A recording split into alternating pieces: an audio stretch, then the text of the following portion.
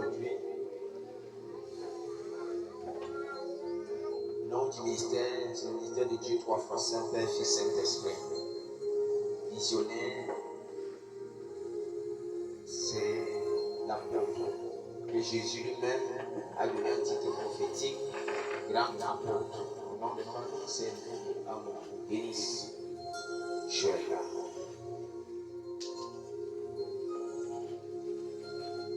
Je vais parler ici comme étant apôtre, et non prêtre, et non pasteur, et non docteur.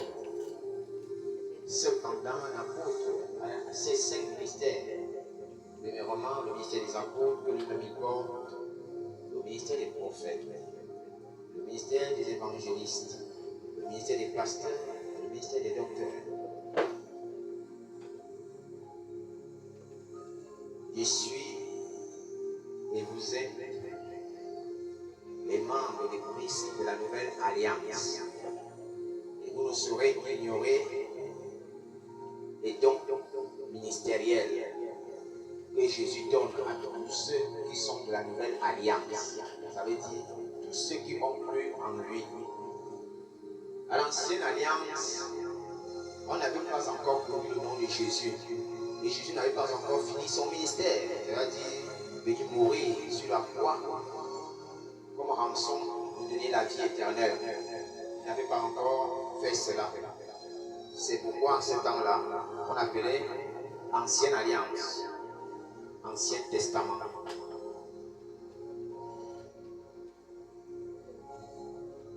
Alors, tu es né de nouveau. Et je te pose des questions de savoir qu'est-ce qui me diffère de celui qui était hier dans les ténèbres et qui espérait en la venue de Christ. Hier, j'étais un enfant porté à tout vent de doctrine. Mais aujourd'hui que tu as connu Jésus-Christ, ou Christ Jésus, ça veut dire Messie Jésus,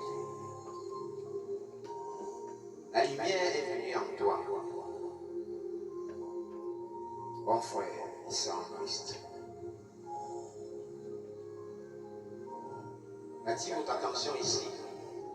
Tous ceux qui ont peur des dons, tu ne saurais parler de Jésus sans être inondé de l'onction de Jésus-Christ qui est le Saint-Esprit.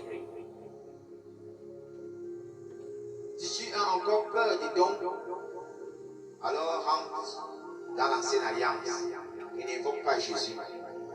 Car Jésus sous-entend aussi don ministériel. Dis aux apôtres, allez partout dans les 4 coins du monde pour proclamer la bonne nouvelle.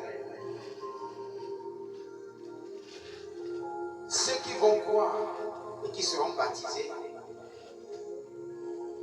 seront sauvés. Voici les signes qui accompagneront ceux qui auront cru. En mon nom, ils chasseront les démons. Ils parleront de nouvelles langues.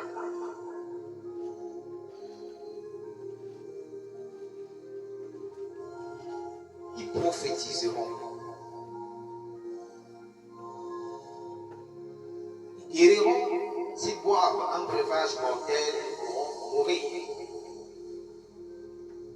Je reste là au niveau des nouvelles langues qui aujourd'hui font encore des discussions, l'objet des discussions dans plusieurs obédiences.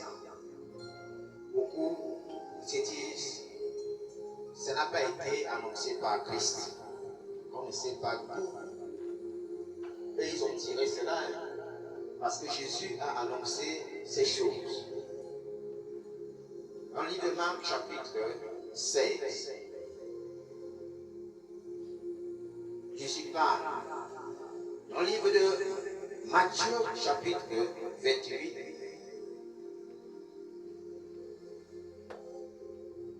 Jésus parle aussi au travers de l'apôtre Paul.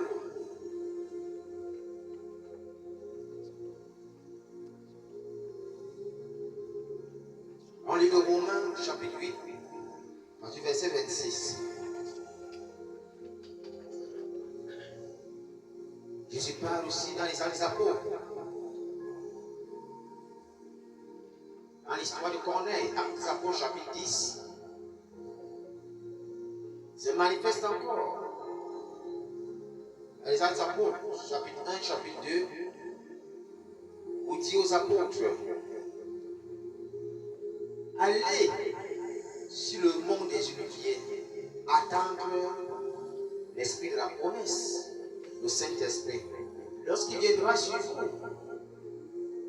il fera de vous mes témoins dans les quatre coins du monde. Alors qu'ils étaient au nombre de plus de 120 fidèles, ils priaient, ils invoquaient Dieu comme il avait l'habitude de le faire. Des langues semblables aux langues de feu vont descendre sur eux